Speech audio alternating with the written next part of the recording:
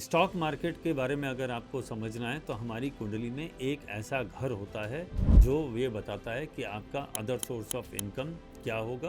उस घर में जो भी राशि है वो ये फ्लेवर बताती है कि आप किस तरह के इन्वेस्टर हैं, आपका माइंड किस तरीके से चलता है, क्योंकि पांचवा घर है।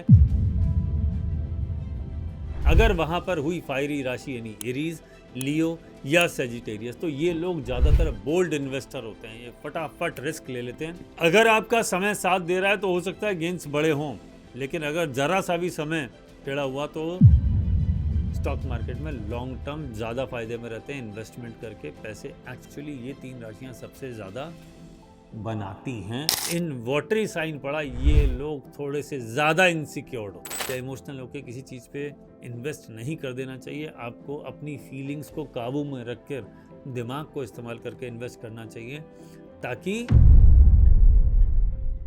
नमस्कार, आज के वीडियो में हम बात करेंगे स्टॉक मार्केट की। जी नहीं, मैं उस स्टॉक मार्केट की बात नहीं कर रहा कि कौन सा शेयर बढ़ेगा कौन सा घटेगा। मेरा ये वीडियो उससे बिल्कुल भी रिलेटेड नहीं है। मैं सिंपल बात करना चाहता हूँ कि आपकी कुंडली क्या कहती है कि आपको किस तरह के स्टॉक्स में इन्वेस्ट करना चाहिए, कौन से सेक्टर्स पकड़ने चाहिए, आपका थॉट क्या होना चाहिए, आपकी कुंडली क्या बताती है कि किस तरह का आपका फ्लेवर है। क्या आप एक स्टेबल इन्वेस्टर हैं? क्या आपकी कुंडली में ऐसा योग है कि आप स्टॉक मार्केट से पैसे कमा सकते हैं? इन्हीं सारी बातों के बारे में हम चर्चा करने वाले हैं। फोकस ये है आपका बर्थ चार्ट क्या कहता है। देखिए, स्टॉक मार्केट के बारे में अगर आपको समझना है तो हमारी कुंडली में एक ऐसा घर होता है जो ये बताता है कि आपका अदर सोर्स ऑफ इनकम क्या होगा, क्योंकि स्टॉक मार्केट ज़्यादातर लोगों के लिए अदर सोर्स ऑफ इनकम होता है। जिन लोगों के लिए primary source of income stock market है उसको इस घर से नहीं देखेंगे। मैं बात कर रहा हूँ कुंडली के पांचवें घर से। कुंडली का जो पांचवा घर होता है यानी लगन इज फर्स्ट हाउस, और आप देखिएगा वहाँ पे 1 2 3 4 5 लेफ्ट हैंड साइड पे नीचे पांचवा घर दिखेगा। कॉर्नर में एक ट्राइंगल टाइप बॉक्स होगा, उसको देखिएगा। आपको इमेज में दिख भी रहा होगा कि मैं किस घर की बात कर रहा हूँ। वो घर देख लीजिए। वो घर आपके लिए सबसे ज़्यादा इम्पॉर्टेंट है अगर आप एक स्टॉक मार्केट में इन्वेस्टर हैं। उस घर में जो भी राशि है वो ये फ्लेवर बताती है कि आप किस तरह के इन्वेस्टर हैं, आपका माइंड किस तरीके से चलता है, क्योंकि पांचवा घर है एनालिटिकल स्किल्स। पांचवा घर है आपका वो तरीका जिससे आप ये एनालिसिस कर पा सकते हैं, मैथमेटिकल कैलकुलेशन कर पा सकते हैं या लॉजिक या रीजनिंग की बात कर सकते हैं। वो कुंडली का पांचवा घर है। और स्टॉक मार्केट में सबसे इम्पॉर्टेंट होता है टेक्निकल नो हाउ होना, कि टेक्निकल्स कैसे चल रहे हैं मार्केट में, चार्ट्स कैसे मूव कर रहे हैं, ट्रेंड क्या है उसको फॉलो करना, और कब कब क्या क्या स्थिति हो सकती है। हालांकि इन सब के ऊपर भी प्लैनेट का ही असर आता है, राशियों का असर आता है, नक्षत्रों का असर आता है। बट वो जो एनालिटिकल स्किल्स है कि when to enter when to exit, कब घुसना है और कब निकलना है, ये बहुत बड़ा ट्रिकी क्वेश्चन रहता है सबके लिए। तो मैं आपको आज कुछ इस बारे में बता रहा हूँ कि वो जो पांचवा घर है उसमें किस तरह की राशि हुई, तो उसके हिसाब से आपको क्या करना चाहिए, किन चीज़ों पे ज़्यादा फोकस करना चाहिए ताकि आपका एनालिसिस ज़्यादा सटीक हो। देखिए, एनालिसिस करने का जो मेथड है वो तो आपको करना ही पड़ेगा, लेकिन एनालिसिस करने का भी एक तरीका होता है। मैं उस तरीके की बात कर रहा हूँ कि किस तरीके से आपको एनालिसिस करना चाहिए और आपका चार्ट कैसे सपोर्ट करता है। देखिए, तो पांचवें घर में जो राशि पड़ी, आपने इमेज में देखा ही होगा कि पांचवा घर कुंडली का कौन सा होता है। वहां पर जो नंबर पड़ा वो आपके लिए सबसे इंपॉर्टेंट है, उसका आपकी एनालिटिकल स्किल्स पे सीधा इम्पैक्ट आता है। अगर वहां पर हुई फायरी राशि यानी एरीज, लियो या सेजिटेरियस, तो ये लोग ज़्यादातर बोल्ड इन्वेस्टर होते हैं, ये फटाफट रिस्क ले लेते हैं और ये स्पेकुलेशन में ज़्यादा दिमाग लगाते हैं। इनका बिहेवियर का पैटर्न ही कुछ ऐसा होता है कि अब नेक्स्ट डे होने वाला है, नेक्स्ट डे होने वाला है, नेक्स्ट, तो थोड़ा ज़्यादा एनालिसिस की तरफ कम दिमाग लगा के स्पेकुलेशन की तरफ ज़्यादा मूव कर देते हैं, जिसकी वजह से इम्पल्सिव डिसीजन ले लेते हैं। और रिस्क टेकिंग कैपेसिटी क्योंकि इनकी हाई होती है तो इनको गेंस भी बड़े होते हैं और लॉसेस भी बड़े होते हैं। अगर आपका समय साथ दे रहा है तो हो सकता है गेंस बड़े हों, लेकिन अगर ज़रा सा भी समय टेढ़ा हुआ तो लॉसेस भी बहुत बड़े होंगे। इसलिए इन लोगों को थोड़ा सा ज़्यादा एनालिटिकल होना चाहिए। रिस्क टेकिंग कैपेबिलिटी ज़्यादा तो है, लेकिन रिस्क कम लेने की कोशिश करें। एनालिसिस पे, टेक्निकल्स पे ज़्यादा दिमाग लगाएं, उस पर काम करें। क्योंकि ये जो मार्केट है, स्टॉक्स की भी बात करूँ या इस तरह के क्रिप्टो होता है या फ्यूचर इन्वेस्टमेंट की बात करें, फ्यूचर्स की हम बात करें, वहाँ पर जाने से थोड़ा बचना चाहिए।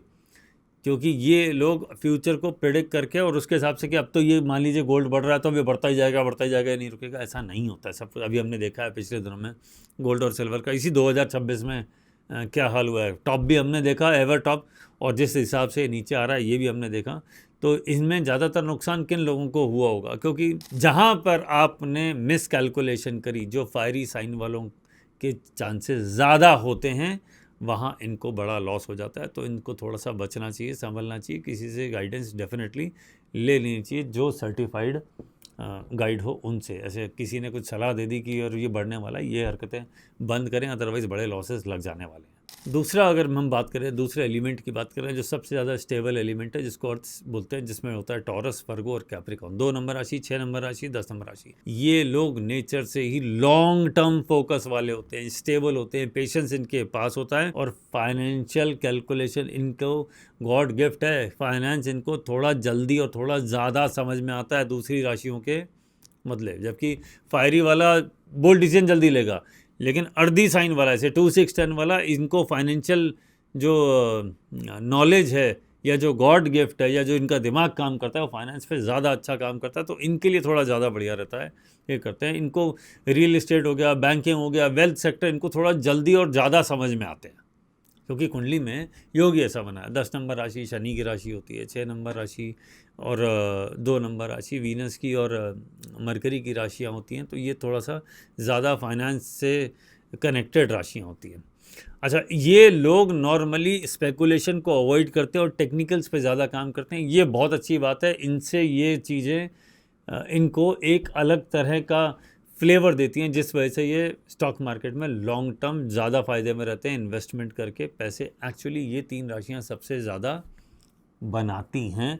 अगर आपकी भी ये 3 में से कोई राशि वहाँ पड़ रही हो तो थोड़ा सा डिटेलिंग करें आपका, क्योंकि माइंडसेट सर्विस ओरिएंटेड माइंडसेट है, स्ट्रेटजी और डिसिप्लिन के साथ काम करें तो आपको बहुत ज़्यादा फ़ायदा होने वाला है। क्योंकि नेचर ने, गॉड ने आपको ऐसे ही बनाया है, आपके दिमाग को ऐसे बनाया कि आपके लिए फाइनेंस जो सेक्टर है ये नॉर्मली बहुत बढ़िया सेक्टर होता है, और ये लोग स्टेबल भी होते हैं। स्टॉक मार्केट में स्टेबल रहना, इमोशनली स्टेबल रहना, ये अपने आप में बहुत इंपॉर्टेंट है। अदरवाइज़ थोड़ा सा भी फ्लक्चुएशन होता है तो सबसे पहले आपका दिमाग काम करना बंद कर देता है और आप गलत फैसले ले लेते हैं। तीसरे तरह के साइन की मैं बात करूं तो मैं बात करूंगा एरी साइन, यानी एयर वाले, यानी मूवमेंट वाले साइन। जैसे जेमिनी होता है, लिब्रा होता है, एक्वेरियस होता है। ये थोड़े मूवमेंट वाले, थोड़े ज़्यादा क्यूरियस लोग होते हैं, है ना, ज़्यादा जानने की इनको इच्छाएँ रहती हैं।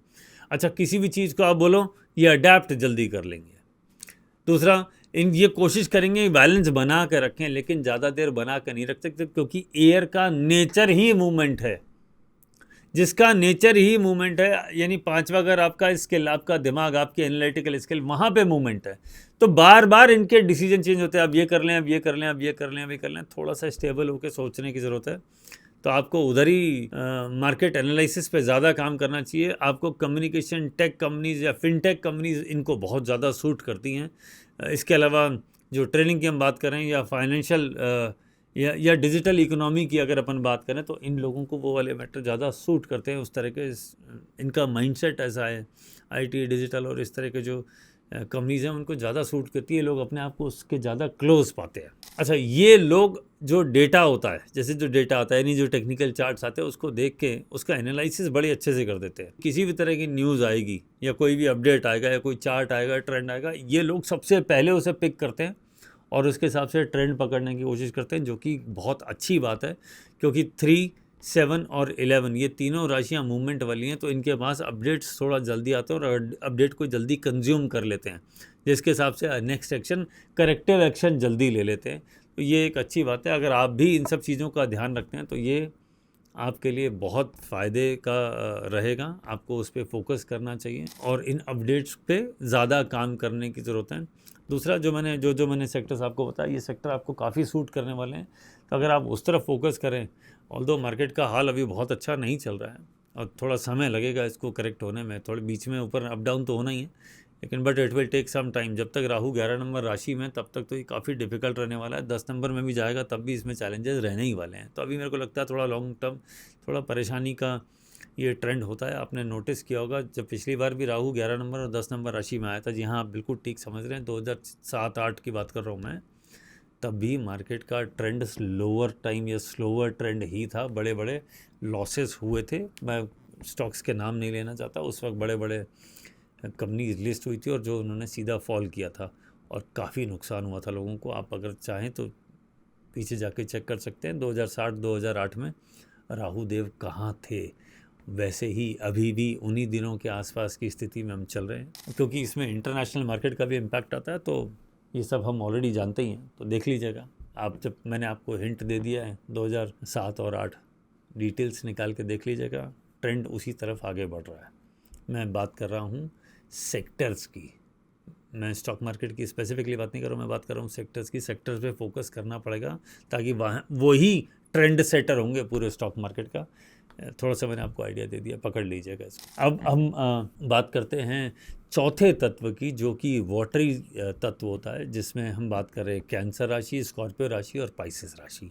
देखिए कर्क राशि का मालिक चंद्रमा होता है, स्कॉर्पियो का मालिक मंगल होता है और मीन राशि का मालिक बृहस्पति देव होता है। तीनों का फ्लेवर अलग होता है, लेकिन तीनों का क्योंकि तत्व एक है, तो ये तत्व जिसका यहाँ पे 5वें घर में इन वाटरी साइन पड़ा, ये लोग थोड़े से ज़्यादा इनसिक्योर्ड होते हैं। तो जब आप कहीं इन्वेस्ट करने जाते हैं, थोड़े से ज़्यादा इनसिक्योर्ड अंदर से फील करते हैं, तो ये लोग नॉर्मली क्या करते हैं, ये ज़्यादा बैलेंसिंग करने की कोशिश करते हैं कि मेरा इतना % सेफ रहे, मैं रिस्क थोड़ा कम लूँगा या कैलकुलेटेड रिस्क ही लूँगा।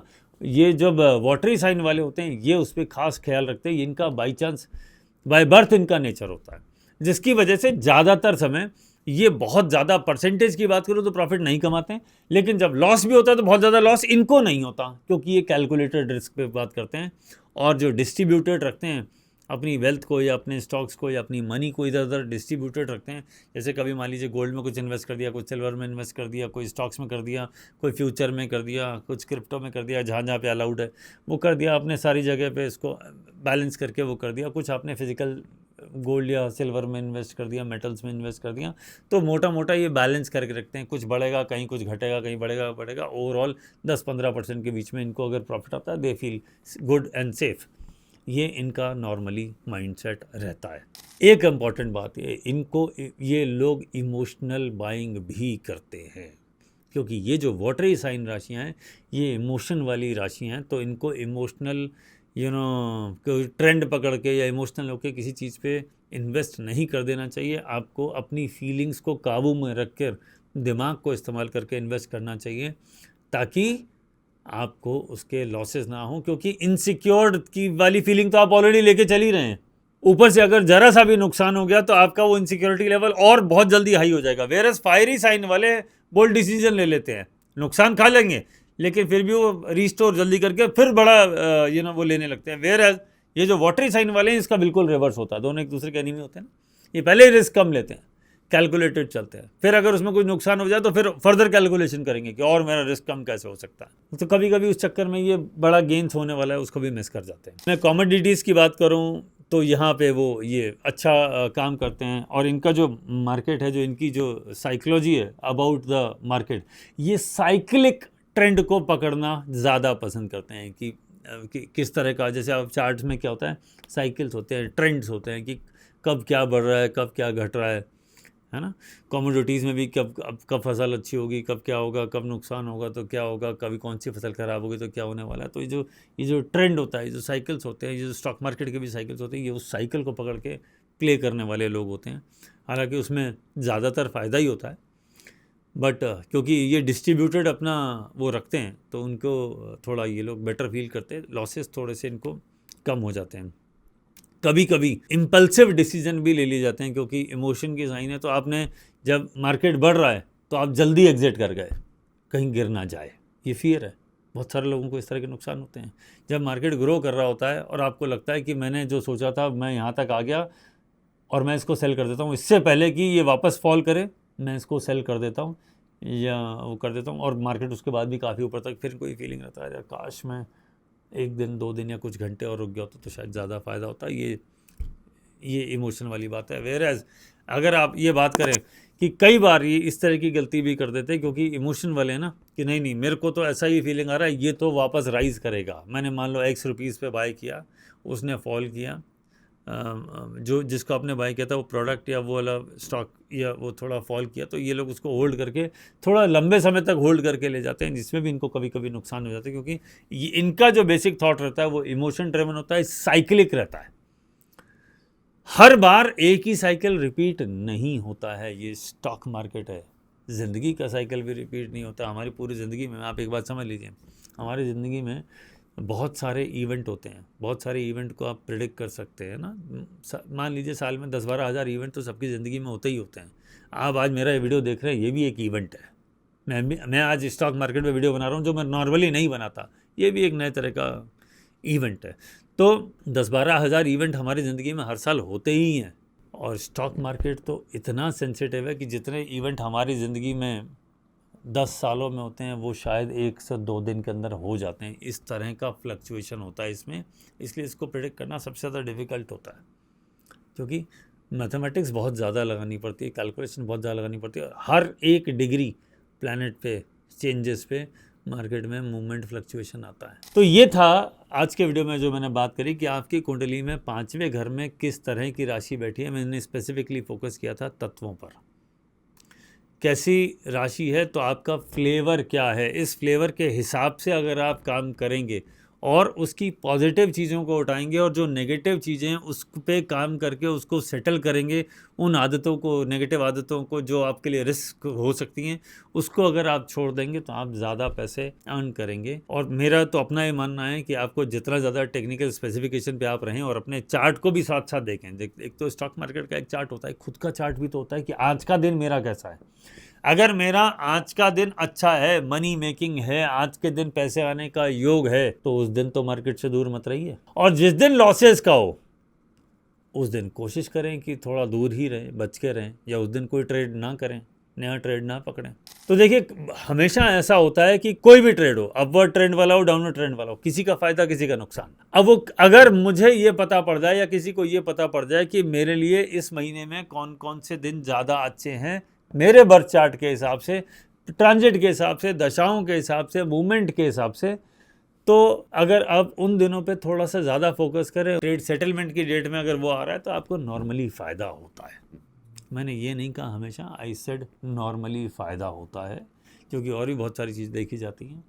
वेयर एज और ये भी देखा जाता है कि किस दिन आपने बाय किया था, उस दिन तो आपका दिन ख़राब नहीं था, तो उसका इम्पैक्ट सेटलमेंट वाले दिन तक भी ख़राब जा सकता है। It is possible. अब वो दिन अच्छा था तो नुकसान कम हुआ, और अगर बाय आपने ठीक, एंटर आपने ठीक टाइम पे किया था और आपका दिन बहुत बढ़िया मिला तो आपको गेन ज़्यादा होते हैं। नॉर्मली ये ऐसा ही कुछ चलता है।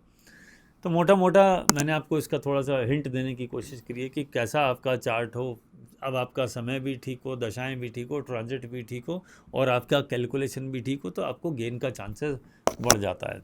वैसे स्टॉक मार्केट में बहुत सारे लोग हमेशा पैसा बना के बाहर निकलते हैं, ऐसा बिल्कुल नहीं है। ये सभी लॉस खा के निकलते हैं, ऐसा भी बिल्कुल नहीं है। तो वो डिपेंड करता है कब आपका दिन अच्छा, कब आपका दिन ख़राब, क्योंकि इसमें थोड़ा सा स्पेकुलेशन वाला भी एंगल आता है, और स्पेकुलेशन सबको सूट करे ऐसा ज़रूरी नहीं है। तो कैसा लगा आपको ये वीडियो? अगर आपको ये वीडियो पसंद आया हो तो इसके हिसाब से थोड़ा चल लीजिए, अपने चार्ट को देख लीजिए, अपने फ्रेंड्स के साथ वीडियो को शेयर कर लीजिए, कुछ कमेंट्स डाल दीजिए, बताइए कि आपका क्या थॉट है, क्या जो मैंने आपको टेक्निक्स बताई हैं आपने इसको ऑब्ज़र्व किया, जज किया कि आप ऑलरेडी इनको फॉलो कर रहे थे या आप इनको अब फॉलो करना शुरू करेंगे, देखेंगे। तो उसके बाद कमेंट डाल के देखिएगा किससे आपको फ़ायदा हुआ या नुकसान हुआ। मैं वेट करूँगा आपके कमेंट्स का। अगर आपको हमारा वीडियो पसंद आया हो तो चैनल को सब्सक्राइब भी कर दीजिएगा। मिलते हैं फिर किसी और वीडियो में। अच्छा हाँ, कमेंट में ज़रूर डाल दीजिएगा कि आपको मुझसे और किस तरह के वीडियोस चाहिए। आप जो मेरे को टॉपिक्स देंगे मैं उस पर डेफिनेटली बात करने वाला हूँ। अगर आप ये भी चाहें कि मुझे ये बताइए कि मेरे लिए कौन सा समय अच्छा है, फाइनेंस सेक्टर से रिलेटेड या कोई भी और सेक्टर, शादी के लिए, प्रॉपर्टी के लिए, बाइंग के लिए, इन्वेस्टमेंट के लिए कौन सा समय अच्छा है या कौन सा समय टफ चल रहा है, तो आप मुझसे कंसल्टेशन भी ले सकते हैं। नीचे दिए गए नंबर्स पे कनेक्ट कर लीजिएगा और हम फिर डिटेल में बात करेंगे आपके चार्ट में क्या क्या योग है जो आपको वेल्दी बनाए। मिलते हैं फिर किसी और वीडियो में, तब तक के लिए नमस्कार।